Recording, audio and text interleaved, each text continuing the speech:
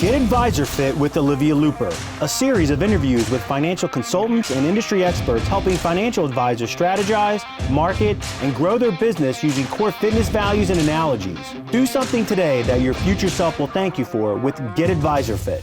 Here's your host, Olivia Looper.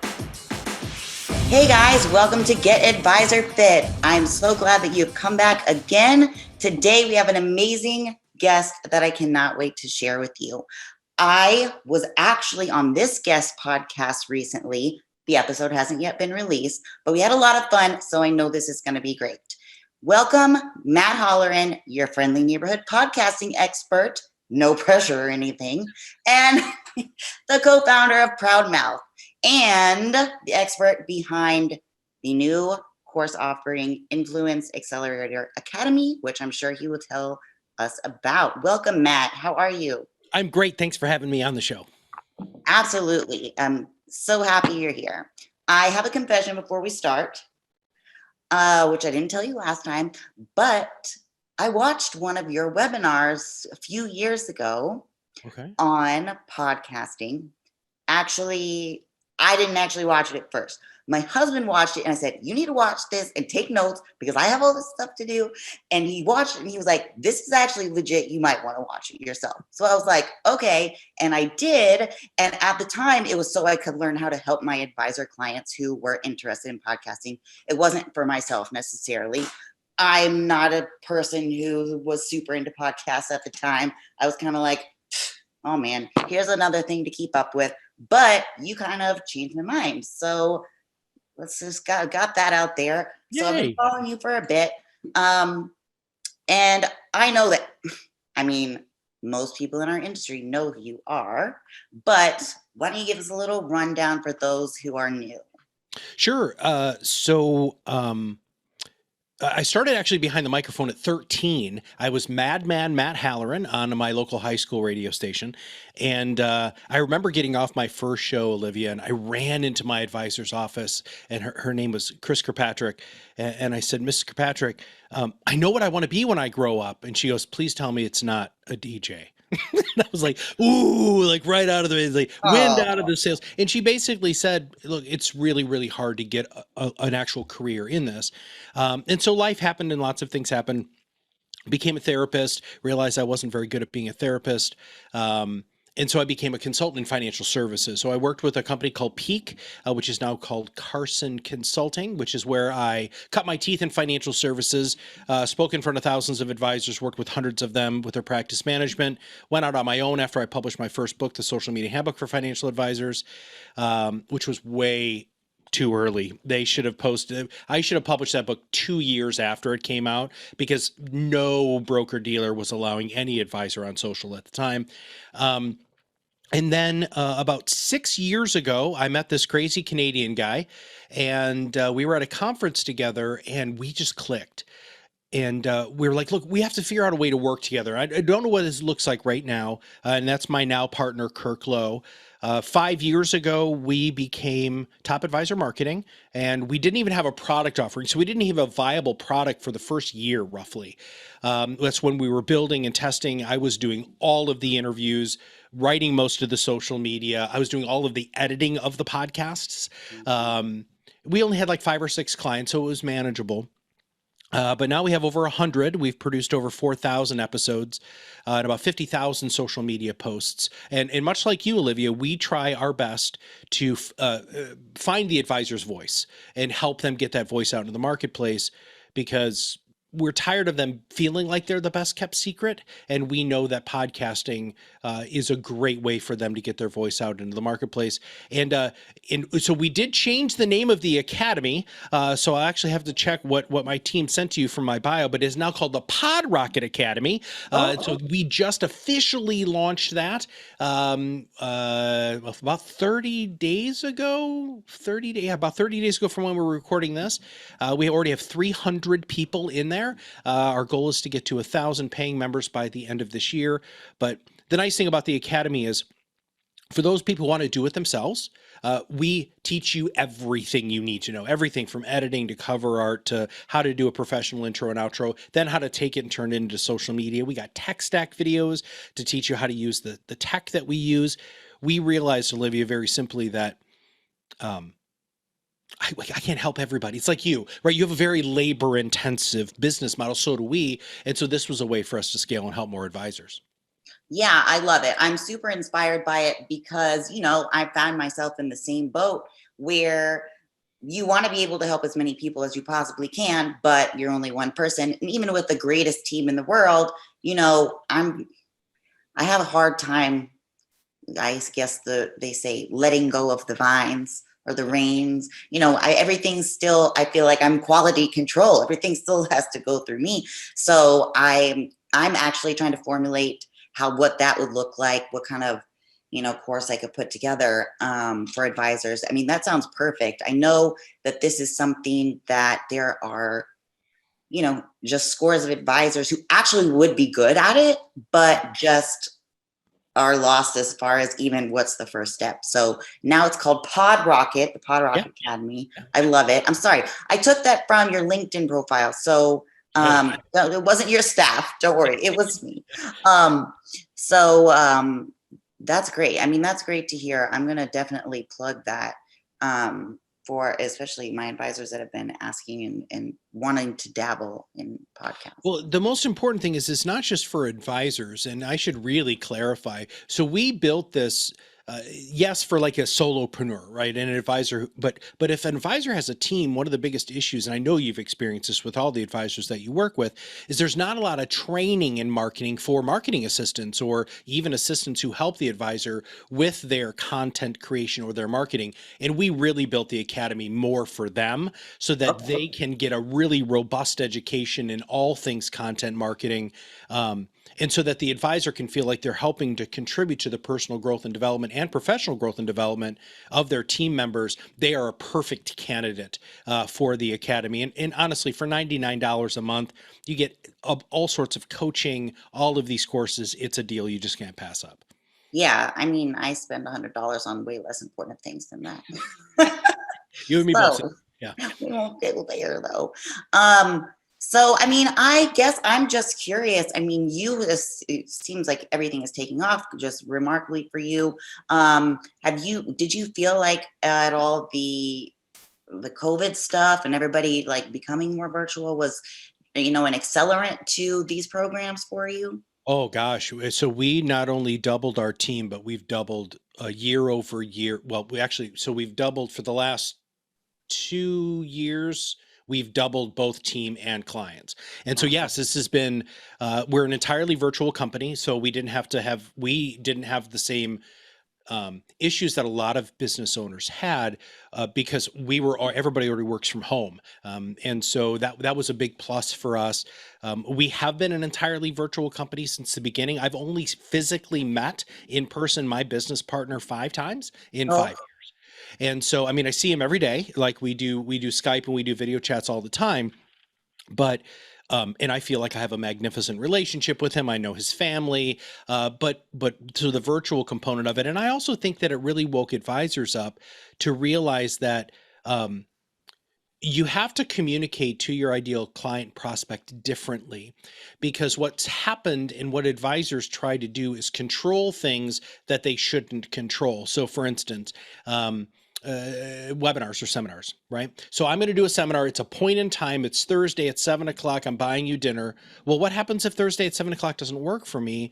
Then the advisor's like, well, they don't value financial advice. No, it's called life. So what we try to do is we try to convince advisors that you can communicate in that same level of an intensity with relationship building, but when it's convenient for your ideal client. And Olivia, I just think that was the game changer. Most of our clients who podcast with us, their podcast works while they're sleeping. We have one guy who recently changed the format a little bit of his show and added something to his show notes, which is actually a calendar link so that people can set time on. And he's getting 10 new appointments basically out of what he considers nowhere, because people listen to the show and they're like, oh my God, I totally want to do whatever you just talked about. And then they click a button and set time on his calendar. I just think that that's the power of great content. And it's not just podcasting because you create unbelievable content. It's the engagement. It's that real sort of vulnerability where you become human in your content. We just do it through voice, and you do it through writing. Yeah, absolutely. And the great things about all the forms of content marketing that we've been talking about is this 24/7 working for you machine that you can put together and build with an initial investment of money and time, a combination of both, or all DIY, whichever way you want to swing it. But either way, you put your initial investment in, and this content marketing machine runs for you all the time. I mean, what greater feeling is there than seeing that Calendly pop up that you've gotten, next week, your model week for prospects is full. There's really no greater feeling than that, just from, of course, you're wanting to build your business, but also to know that what you're doing is working. So I really think that that's something that advisors forget to see, or if they've never experienced it before, is that once the machine is set up, it continues working around the clock. And, you can feed it as much or as little as you want, but, either way, it's still running, which is great. So, I mean, I wanted to stop back and go back to the talking about helping an advisor find their voice. And what does that look like when you start working with an advisor? So we have a whole discovery process. My team does a lot of research on the advisors' talking points from their websites. A lot of advisors have videos, so we spend a lot of time watching the videos before we ever meet with them. But our whole goal is to tease out the appropriate personality. And I don't think that you can have a voice in the marketplace if you don't know who you are. And not to get, therapeutic or deeply philosophical, but you have to be yourself because everybody else is taken. And we try very early on in our relationships with our clients to give them that permission. Now, as you know, this is a very ego-driven culture still, even though thankfully that's starting to change. And there's a lot of advisors who want to maintain this air of exclusivity and professionalism that, by the way, turns off a lot of people. I was just going to say that. I was like, hold it, wait till he's done. That's what you're going to say, because that's exactly what I was going to say, is that for so long, the industry has just been built on this stuffy image of suits and, the gray backdrop headshot, and like, oh no, I can't make my own video and publish this. That's not, and it's been difficult for me. I don't know if it's been difficult for you, but especially in more established advisors, to sort of try to break them of that and say, hey, this is what's working. I promise if you try it, you won't regret it. Well, it's fear, right, Olivia? I mean, I think we spent a little bit of time talking about this when you were on our show, but fear is false evidence appearing real. It's not actually real. Fear is not what's the reality of the situation. And I don't know if I do know it's because of how they were raised in the industry, right? This is how you have to look. This is how you have to act. This is how you have to be. You have to exhibit this level of confidence, even when the market's freaking out, right? And what we're finding is the more human that you come across, and people, because here's the deal. And this is going to sound negative, and it is, but there's a solution. This is a very highly commoditized business, right? You can go online and get a free financial plan. Now, is it good? No. But is it there? Yes. You can invest in Robinhood or Acorns or all of these other programs, and you can get investment management. I'm air quoting there, robo advisors and all of those things. But you don't want to compete in that marketplace because you can't. What you can compete is the people who want to have an actual relationship with somebody who can do what advisors do, Olivia, which is change your life. Oh my gosh. I was just on a call today earlier with a company out of Austria. It's called MindMeister. Meister Labs is the organization. We use their mind mapping tool. We love it. We're talking about how we can potentially work together more. And one of the things that was brought up was this overall idea that the authentic self is not what has been approved in financial services, and financial advisors don't have the greatest reputation. And so how do we get past that? And it was interesting because, one of the gentlemen was Austrian and the other lady was American. And when I said that, the Austrian guy, he was like, oh my gosh, man, that's so true. I mean, everybody looks at advisors, especially in the States, as these, money hungry, horrible people. I'm like, but that's the thing, is they're not. They're wonderfully caring, magnificent human beings. And if we allow the human being component to come out, that's when hopefully you and I working together can change how society looks at financial advisors. Absolutely. And I think another great thing about advisors who aren't afraid to come out of their shell and like embrace this authentic self is that they spend less time dealing with clients that aren't great fits, right? So when you are your authentic self, you do two things simultaneously. You attract the kinds of people that like you and will get along well with you, and you repel the people that you won't. So it saves you a lot of time and heartache. And from the client's perspective, they can choose an advisor and see, oh no, him and I, that will never work. We have opposing viewpoints. I don't like the way that he approaches this. Saves a lot of time, a lot of money, unnecessary hours on discovery calls if you just put yourself out there. Okay, so here we are. What advice would you give to advisors looking to leverage their own communication for business growth today? We talked a little bit here about the personalization, being your authentic self, letting that shine through. Are there any more like non-negotiables that you think advisors should keep in mind? I've never actually been asked that question before. So that's a For very business growth. interesting. So you're giving advice for business growth, from content marketing perspective. What's one thing that advisors must absolutely embrace in order to see success? Oh, in well, your they have to create organic content. I mean, now I'm going to sound like a broken record because I know you and I talk about that a lot out in the I world of know. social. But that is it. So social media isn't a fad. It never has been. It is the way that people communicate today. You have to market to your ideal client and prospect in the media they prefer while they're there with organic content. And I think those are non-negotiables. Those are things that you just have to live in this world. I had a call with an advisor a couple of days ago, and he's like, well, Matt, none of my clients are on social. No, you're just not connected with them. And he's like, what? I'm like, no, seriously, right now, go to LinkedIn or go to Facebook, type that person's name is. Oh, they're right there. They are right there. And it's somebody else who does what you do is talking to them right now because you don't exist there.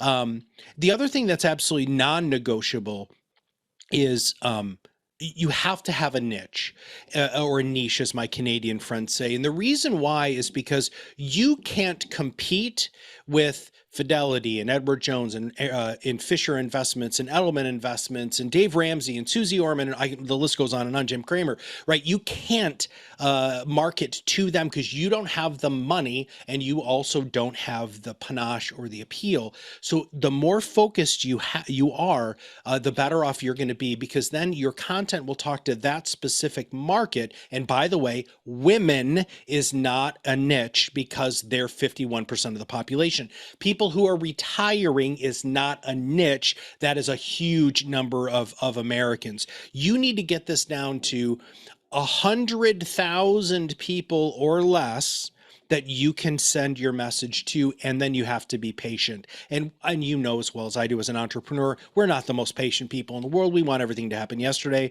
but great marketing takes time, and put that time in and it will pay unbelievable dividends.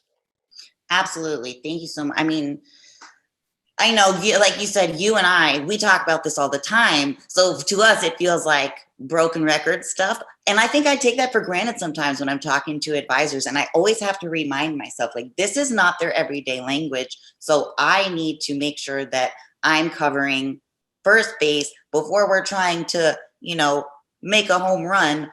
But so, yeah, it really just comes down to that building that organic content. And like I was talking to an advisor recently too, and she was sort of frustrated. We hadn't been working together long, but she had been frustrated by her previous provider. And one of her gripes was like, well, when do we know that it's enough? And I said, well, here's the thing.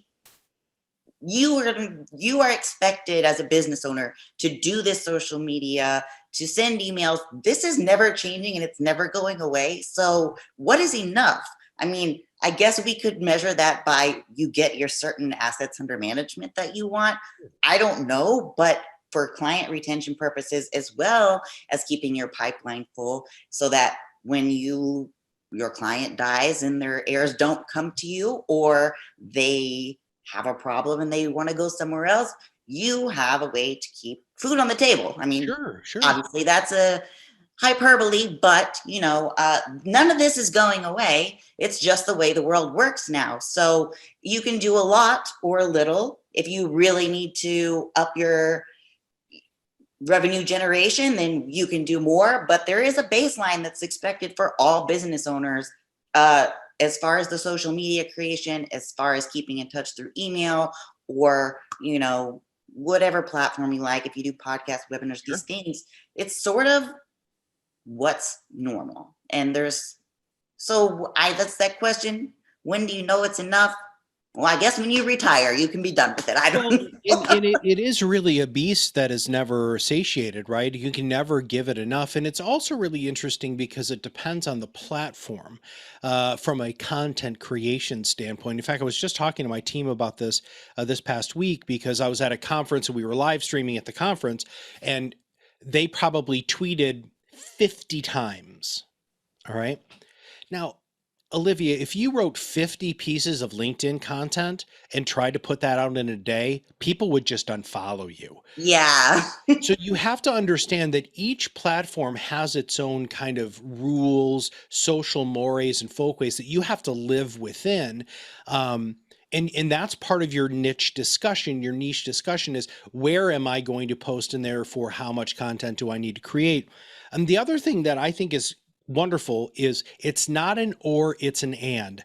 And I say this a lot. People will say, Matt, do I need to have a blog? Yes. Do I need to have great social media? Yes. Do I need to do videos? Yes. Do I need to do podcasts? Yes. Well, is there anything I can get rid of? No. And the reason why is because, again, you have to communicate to your ideal client prospect in the media they prefer while they're there with your organic content.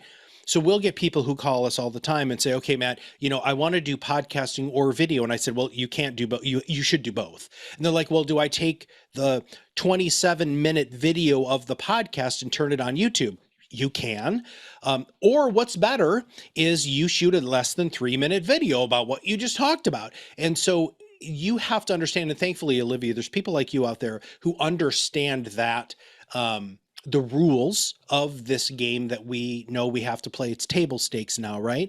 And you don't want to shoot a 12-minute video. Nobody's going to watch that. Sub 3, we know that works well. Bite-sized pieces of information, what we call interesting but incomplete information that will get them to do something else. Yes. And that's funny that you said the interesting but incomplete. I like that. I've never had it put that way, but I always tell them, we want to show enough that you know what you're talking about. But frankly, they don't care about the details. You just have to give enough, but we don't give away. Don't worry. We're not giving away your secret sauce, just giving enough information to be helpful, show them that you know what you're talking about, and leave them wanting more. So they book the call. So they come to you. So they click that calendar link in the comments or in the caption. So absolutely. I mean, this is all definitely par for the course these days when it comes to being a business owner. And I'm right there with you. It's not or, it's and, unless you're terrible at it. And then let's work around that and find something else for you. Well, and that's the worst part is in video, I think, is one of the things. Well, so very few people will take the risk of writing if they're bad at it, right? Which thankfully you're in place to really help with that. But for some reason, advisors are like, I'm going to go ahead and start a podcast, and it sucks, right? I mean, the audio is bad, the editing's bad, they're rambling, they don't know what they're doing behind the microphone. People just aren't going to, they can love you to death, but if it sucks, they're not going to listen. Same thing with video. Video drives me insane. The lighting's bad, Their audio stinks. They have no idea what they're doing. They don't know where to look. So when you're creating media from an audio or video perspective, please go through some training. Oh my God, just Google some stuff. Go to YouTube, how to create a great podcast. Go there. I mean, that's why we set up the Academy.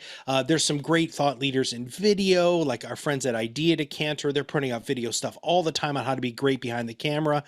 But you can't, so I apologize if this comes across as language you don't usually use, but you can't half-ass it. You have to whole-ass it, right? This is a show. You got to be all in, because if you're not all in when you're on a show or when you're doing a podcast or even when you're writing, they sense it. And that kind of half-assing it makes it so that people aren't going to be as engaged because, well, if Olivia half-asses this, then she probably half-asses this. And that's not what you want. And as a person who has the level of discipline that you do, you know, Olivia, that you go all out. Because if you only put in 75% in your workouts, you ain't winning nothing, right? And so that's really important. Advisors need to understand that they're professionals. They need to behave as such in everything they do surrounding their area of expertise. Absolutely. So, I mean, that might sound contradicting on the surface to what we were saying before, like, put yourself out there. It doesn't have to be so stuffy, but there's a way to do real without being half-assed. So you can be real and you can also be professional at the same time.